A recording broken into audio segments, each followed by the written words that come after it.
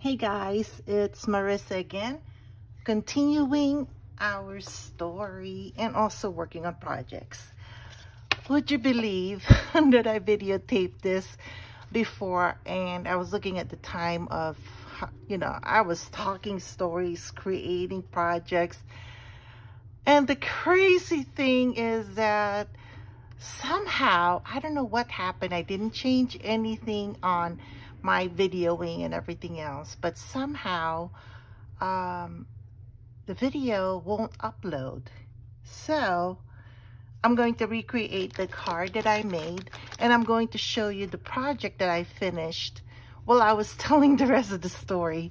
Anyway, so let me show you the project, and then that way you can at least have an idea. And hey, you know what, these are good last minute gifts if you want to recreate them. First of all, this Merry Christmas here was from Pinterest. Just Google it or just search in Pinterest and look for a Merry Christmas thing. This is about 2-inch. I punched it with my regular 2-inch punch, and then of course I printed this off of that printable from Pinterest. And I got different kinds of kisses. Oh my goodness, guys, I didn't realize how many flavors there are of the Kisses candy. And you know, I went to the grocery store and I'm like, oh my god, the choices, right?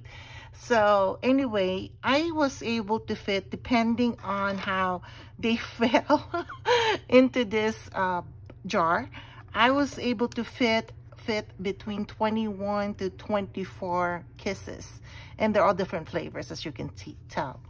I had almonds, caramel, the regular kisses, there's hugs. Oh my gosh, you can tell that I haven't had chocolates, you know what? Anyway, so anyway, I got these jars, and they're from, hopefully I won't, they're from it's Craft Smart, and it's plastic mason jar set. And I got this from Michael's. I don't know if you could see that. I hope you can. It's from Michael's, and there's 10 of them in here. So, and then I also got this from Michael's to celebrate it. It is the twine there. I don't remember how much I purchased this, and I think this was $9.99. I got it like 40 or 50% off. Jeez, I don't even remember when that was. I think I got this last year. They have a lot of this at Michael's. Just look for the I showed it to you, the mason jars. This is the 4-ounce kind, and right now they don't have 40% or 50% off at Michael's, but you could still get them at 20% off. But still, if this was $9.99, you're basically getting the jar for like $1, and if you have the 20% off, you're getting it at 80 cents each, which is still a steal in my opinion. And then all you have to do is just put the candies in there, and it's still a pretty good gift, I think. You know, fast, easy. You don't have to, you just print this, punch them out, and that was easy. And then what I did was just wrap the twine around 3 times on the lid like this, and just put a ribbon. I'm done. I don't think I did the, oh my gosh, like I said, I was doing this with you guys, or in the old video, the video that I could not upload, for like maybe 20 minutes, I think, because I still had to do the card. I did the card, and then I did this. So yeah, easy guys. This is an easy gift for your friends or for your office friends who help you. And those are for my office friends who have been helping me make my job easier. So we're going to create a card today, and these are the stamps I'm going to use. I'm also going to emboss this, the poinsettia. Art Impressions unmounted repositionable stamp poinsettia. It is rubber, and this is an old one. It looks like it says here 2010. I'm not really sure when this was created, but anyway, any kind of poinsettia that would fit on your card face. or card base, you can go ahead and use that. I'm using this. I'm going to use the Merry Christmas out of Elizabeth Arden's or Elizabeth Crafts Designs. I'm thinking Elizabeth Arden, I'm sorry. My brain went on a vacation there. Elizabeth Craft Designs, and I'm going to use her stamp here. Merry Christmas again. This is from the Classic Christmas Sentiments. I'm not really sure if this is still out, but you know, if it isn't, I'm sure you'll be able to find something similar. The other stamp I'm going to use, and I'm going to use this stamp again. I know I used it from the previous one when I created, or you know, when I was talking stories to you, when I created that mistletoe card.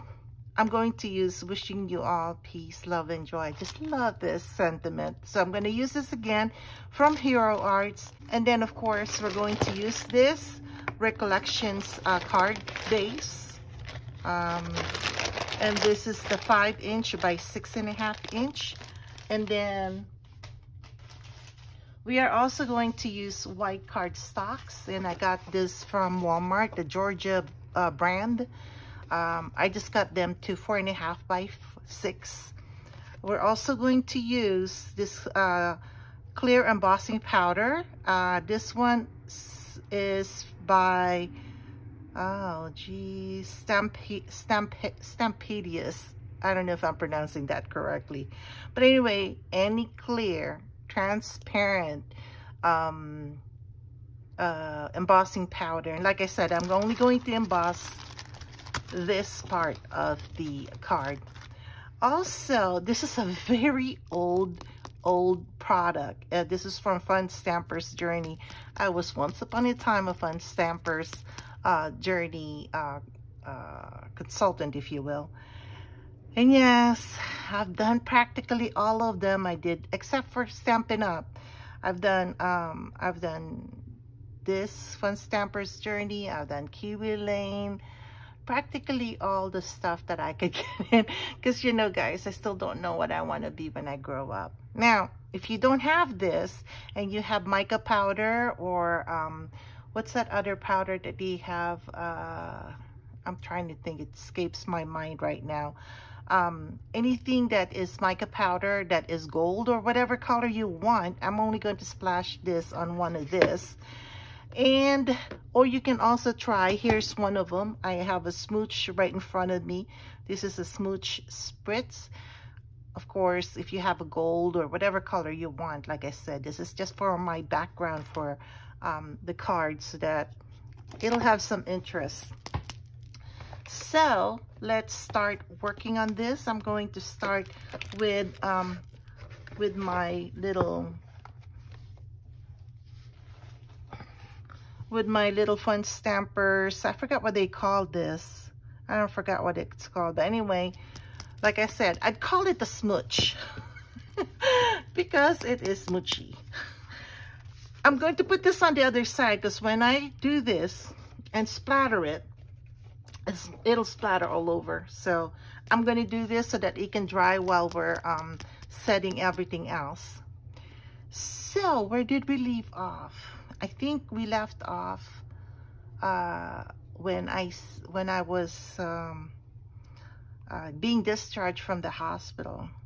So prior to when we were, and you know, maybe I'm just overlapping from, you know, from my story from the last video, but prior to when I was going to get the surgery, my friends at work were telling me about how, you know, the recovery time is 6 weeks for the this particular surgery, and that, you know, it's going to be painful. You know, you might not be able to walk up the stairs. And of course, my house is a two-story house with my bedroom upstairs. So they kept telling me, you know, you might have a hard time going upstairs. You might wanna, you know, camp out at the first floor at your living room.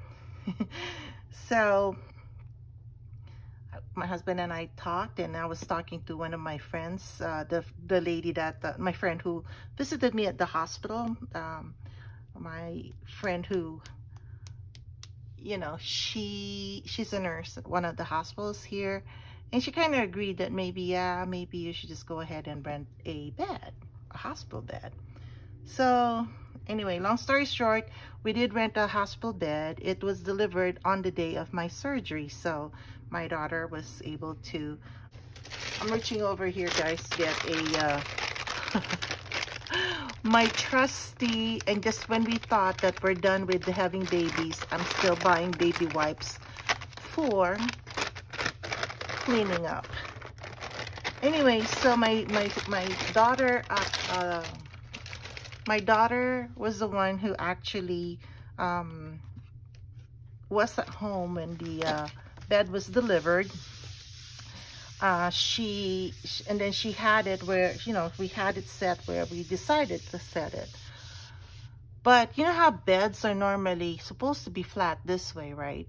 And the bed that I got was, the left side was against the wall, and the right side was, well, where I was gonna get off and, you know, get on the bed.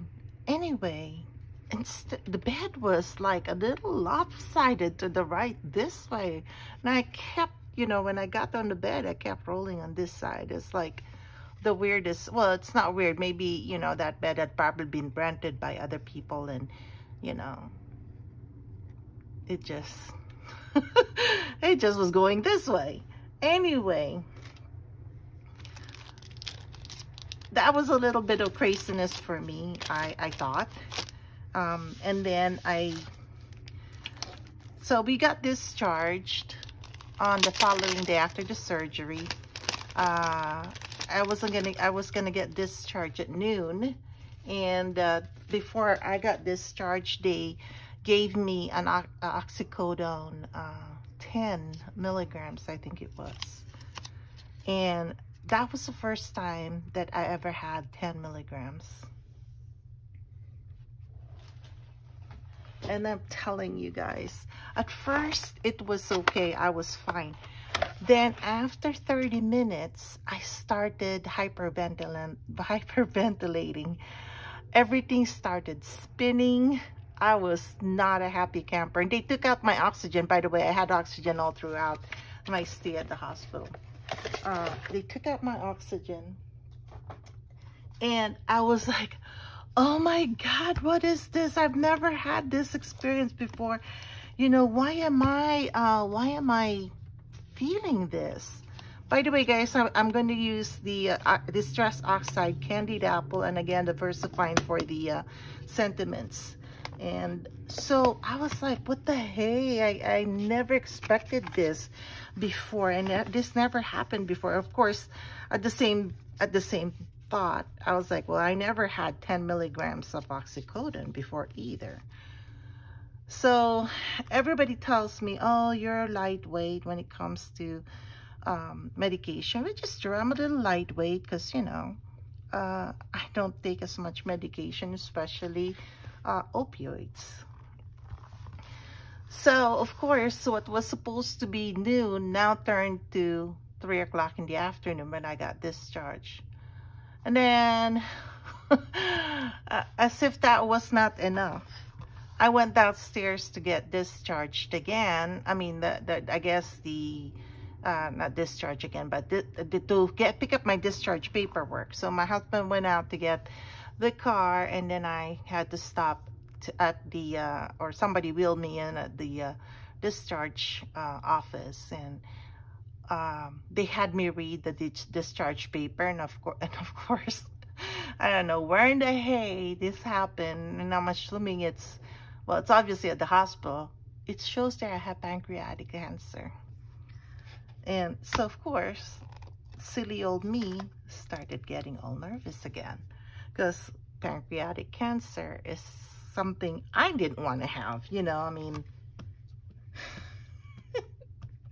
normally when I hear pancreatic cancer, that means, you know, you don't have that long to live, really. I mean, that's at least what I understand pancreatic cancer to mean.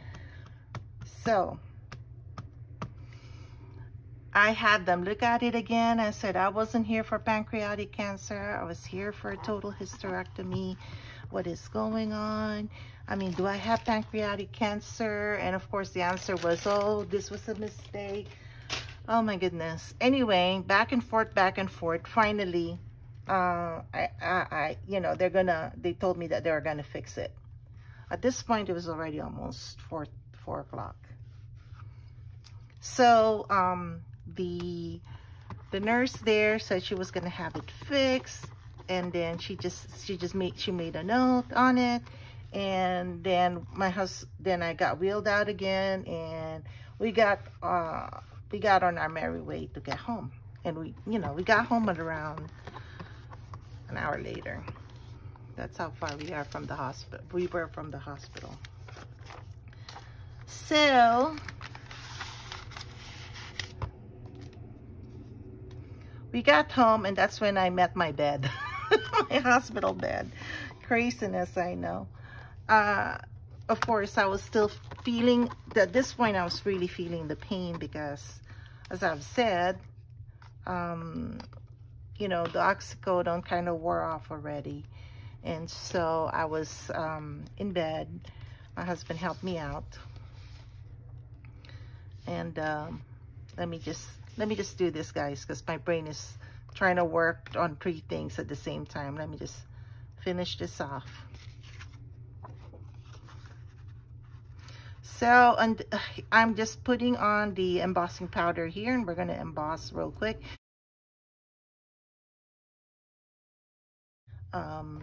And then this is my heat gun. I'm going to heat it up, and then I'm going to melt the embossing powder, and I'll be right back.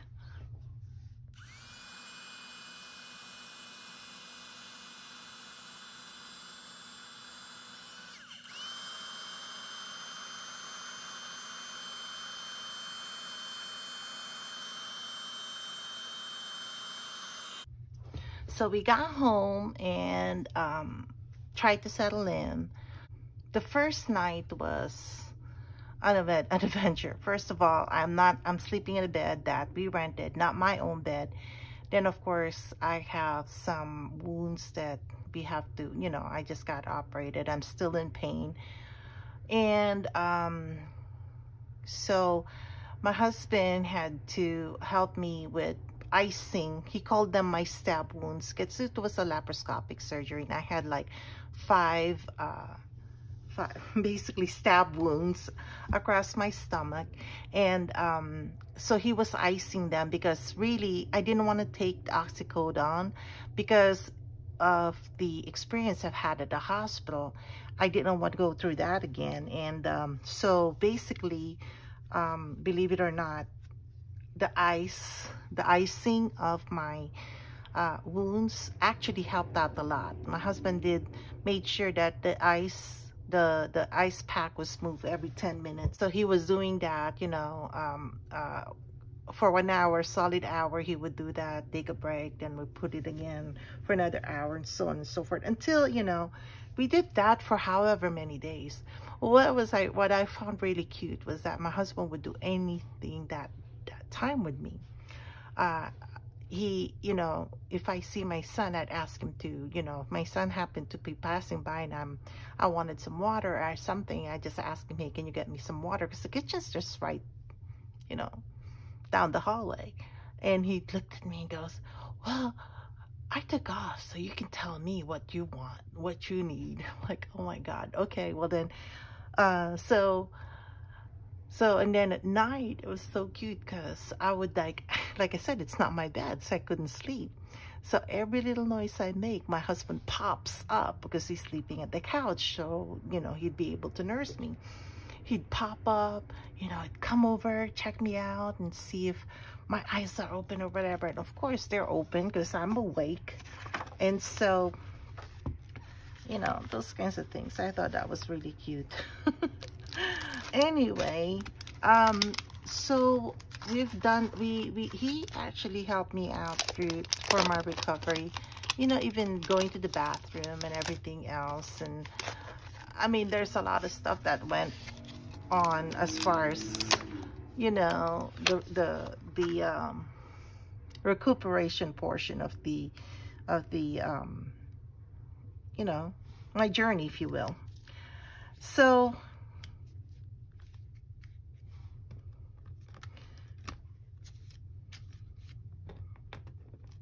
trying to make sure that this is going to be straight, guys, this stamp, and I think it is. Okay.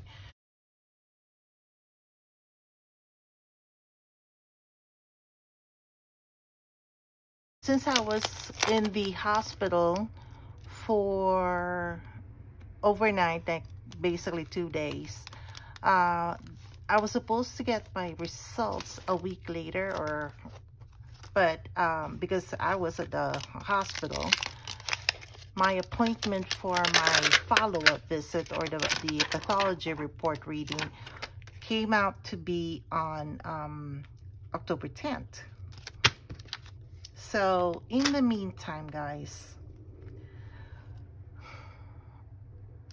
I think it was the second night at home or third night at home, and I was praying. I was doing my regular talk with him and checking in and saying, you know, I don't know how to explain to you guys. Again, remember, I had that feeling of peace and reassurance and everything else. A couple days before I had my surgery, I then again, while I was praying and talking to him, I again had that feeling. And so I asked him, I said, is my cancer gone?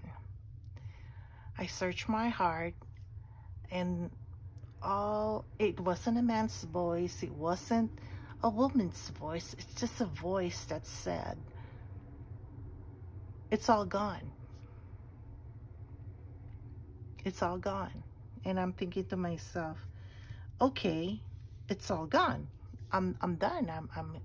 It's all gone. She said it's all gone, then I believe it's all gone. And that feeling, I carried that. I had an appointment, I think, with another physician, not my oncologist. I don't remember what it was. I had another appointment to see another doctor. And again, that feeling, as my husband was driving me to the appointment, came on again. And I remember this distinctly. We were at the corner, at the traffic light, the corner street. If you turn to my house, you know, to the street that you would turn for me to go home, to get home. Again, it says, what are you worried about? It's all gone. And that's all I hear. That's all I get. And it was like really calming. Nothing. It was a very calming voice. It was full of reassurance, telling me it's all gone. Stop worrying. It's not said verbatim that way, but it's basically that. So then I got reassured that it's all gone. I don't have anything to worry about, right? Just making sure. Thank goodness this Misty has all these grid lines here on the plastic thing, or on this acrylic thing, because seriously, guys, I will not be able to line this up perfectly straight. Oh, by the way, guys, I need your anybody who's been doing stamping for a while. I've noticed wherever I do what do you call this, embossing, my paper starts warping. Is it because of the paper, or is it because of the embossing, or is it because of the heat from the heat gun? And what is it that I can do so I won't have this warpy thing? So if you could tell me, I'd really appreciate that. I'm not a stamper, guys. I'm more of a paper. I just like playing with paper, but I'm not a stamper at all. I won't claim to be one. I like playing with die cuts more than anything. But I also like stamping every so often, because, you know, stamping is faster, easier to do. Like what I'm doing here, they're faster. Anyway, so back to my story. So I got home, everything was okay. a couple days later, we went to see the physician assistant. Remember, my pathologist, no, not my pathologist, but my oncologist at this point is already on her vacation wherever she went. She's on vacation already. I'm not, you know, it's the physician assistant who read us the results. Again, I was okay. I was reassured. But then again, when I saw the physician assistant come into the office, I felt my heart started pounding again, right? And my husband was on my left side, and he had to scoot over to hold my hand on, you know, my left hand. And so when I saw the physician assistant, I said, "Oh my gosh, I'm getting nervous again." And she goes, "What are you nervous about?" And I'm thinking to myself, okay. I thought, okay, she seems happy. She seems like she's in a good mood. Okay, so I want to hear the rest of the pathology report. So my husband, in the meantime, is holding my hand, my left hand, and when the physician assistant sat down, he started gripping it tightly. Then as she was reading the results, he was holding my hand tighter and tighter and tighter. And I'm telling you guys, I gave my husband a look, and I thought to myself, I'm not gonna die of cancer. I'm gonna die of you know, from lack of blood circulation in my hand. Anyway, so I took my hand away from her, gave him a look like, stop it, you know. Anyway, so here's the results. Negative on the lymph nodes. That's actually really good, right? Negative on the washings, and negative on the invasion. So happy about that, right? So she explained to us that the washings, where they have to basically wash at the site of the surgery site, they have to wash that, and they have to take the sample from the washing, saline solution, I'm assuming, take the sample from the washing, and then had to send that to the pathology. They did take, I think, 3 lymph nodes. They took samples from 3 lymph nodes, and those were negatives, and those were all negative, plus it was also negative on the invasion. And here's the best part. She read the staging, and she said my cancer was stage 1A. So my goodness, you guys, I have, you know, I didn't know how to feel that day, because I already knew the results. Remember, I knew the results already. So in my head, that was a confirmation of exactly what he told me. He told me in my prayers. He told me, he told me, and through my heart, he told me through my consciousness, he told me through my unconsciousness. He helped me out, you know, when I started getting worried, lifted me. He blanketed me with his pure white light of calmness and reassurance, telling me, what are you worried about? Everything's going to be okay. Everything is okay. So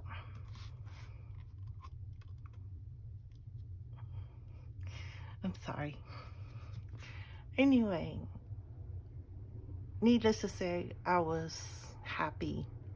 So we were close to my friend's house, because the clinic, the cancer clinic was very close to my friend's house. Again, this is my friend who lived, the nurse in one of the hospital who came to visit me while I was in the hospital.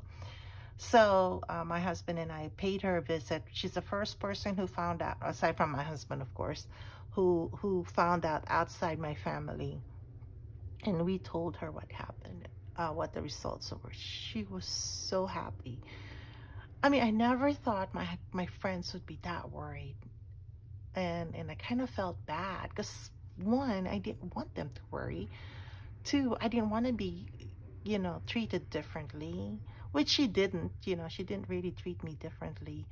But, you know, she, oh my gosh, you guys, she was so happy. She cried. And I was really shocked by that reaction. Not shocked as in surprised that she wasn't happy, that she was happy, but shocked that she was that worried. I mean, I knew that people were worried about me, but not to that extent. Anyway, we did talk to our friends again and told them the results, and everybody was very happy. You know, our prayers were answered. And so, yeah, that's that. That was the happiest part of, you know, knowing, confirming through science that yes, everything was okay, which, by the way, I already knew it was okay anyway. So a month later, beginning of this month actually, we finally saw my oncologist again. And so I guess she sent the samples to be checked whether the cancer cells were hereditary or not. And she came back and she told us that they weren't hereditary. So that was another thing I was worried about, because I didn't want to pass this to my daughter, you know, or anyone. I didn't want to pass this. I didn't want this to be hereditary, because I guess the cancer cells, remember my mom told us, me too, that they're all connected. The cancer cells for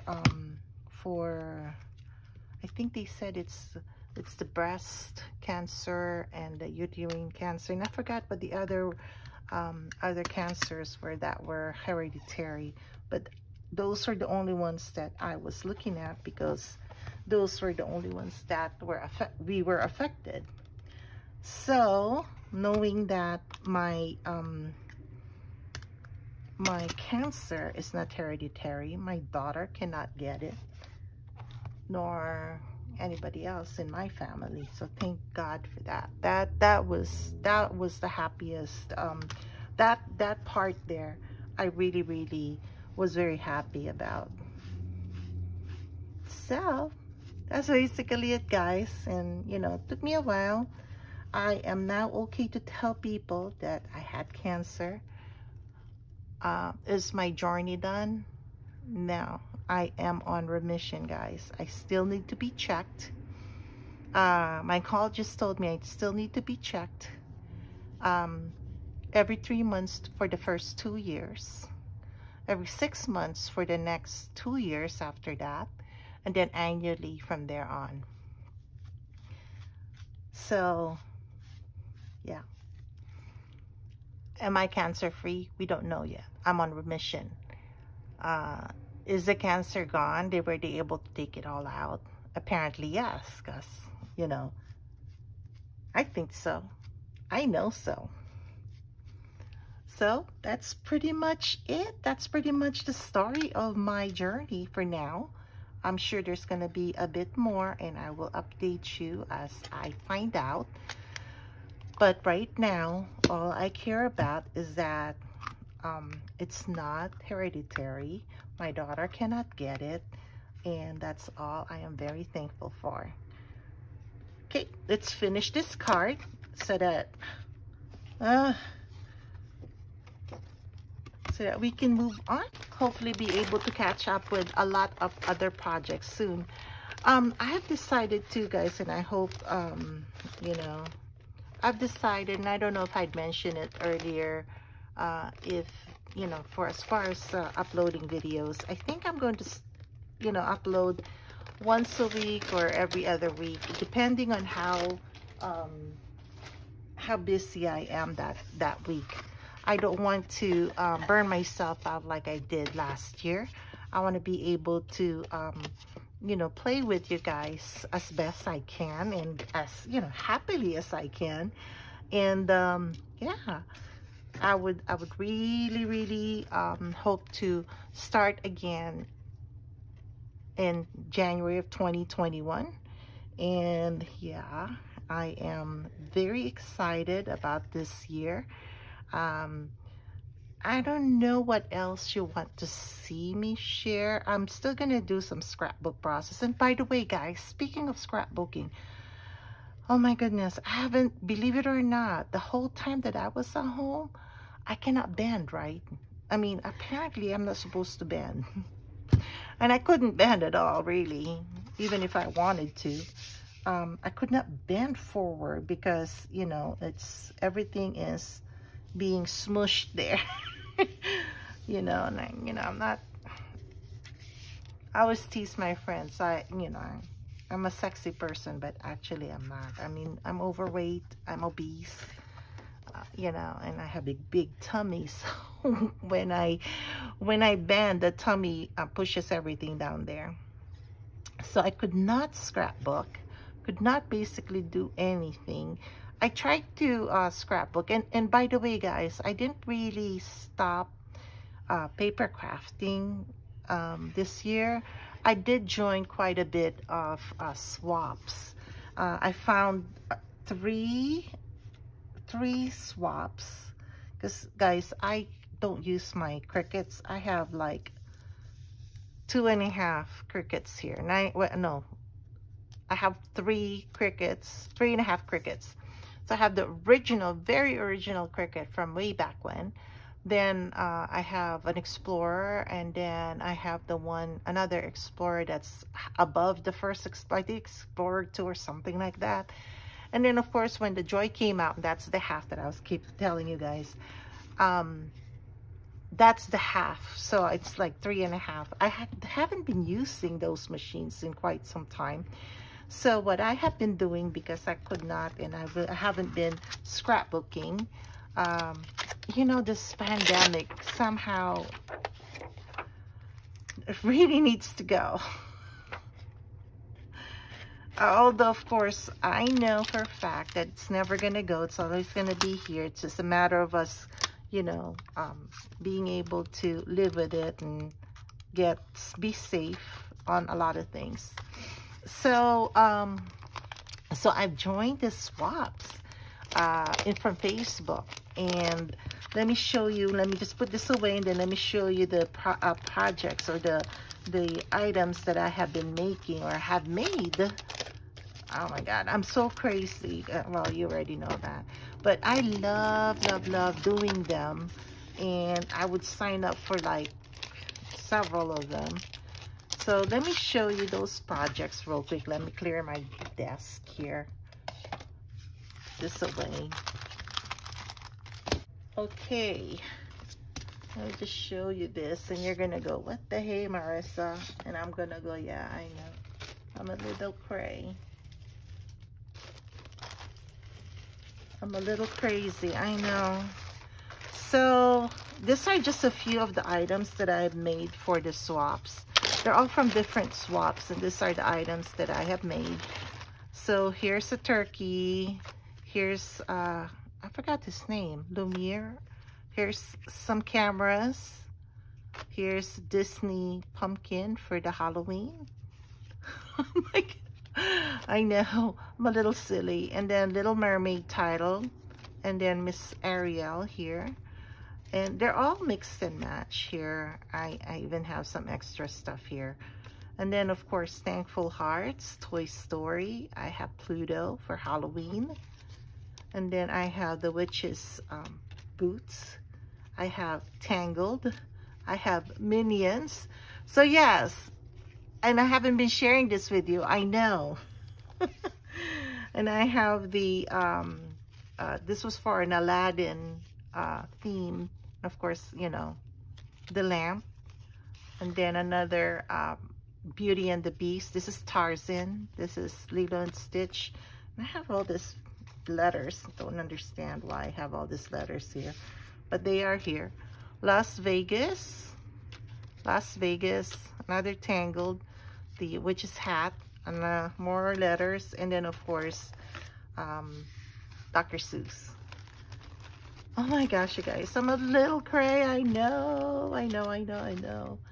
And then let me show you some.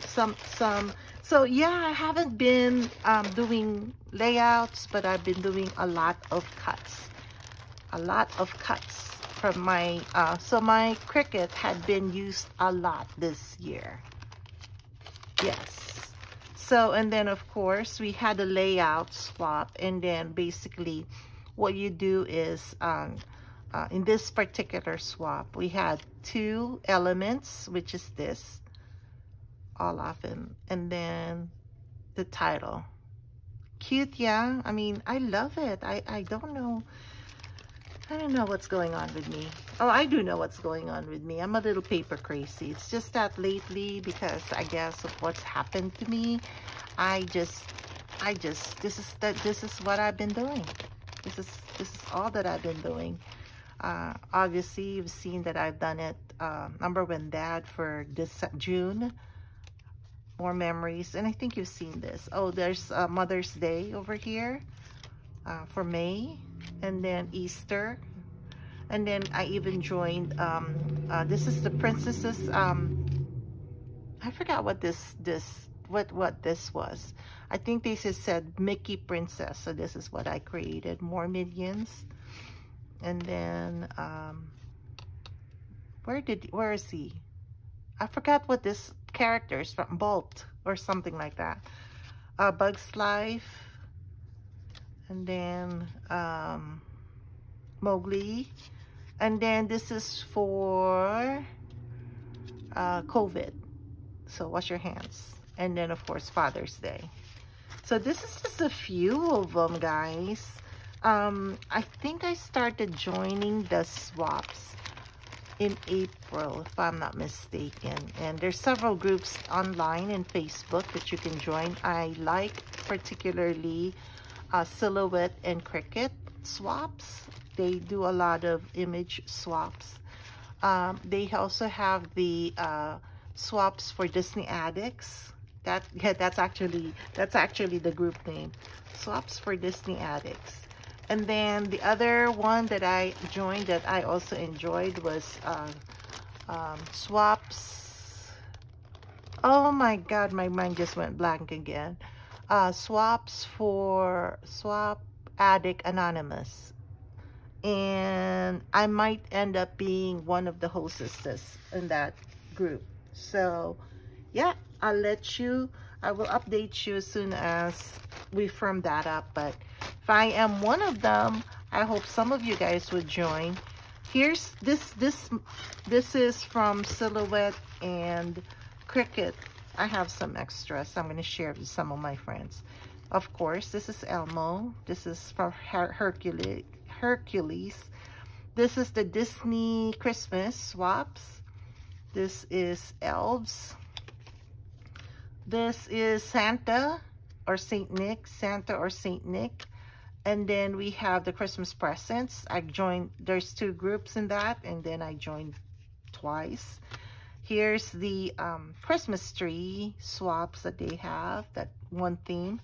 Here's the other one. This is for cookies, Christmas cookies. So I made a gingerbread man and a Christmas tree.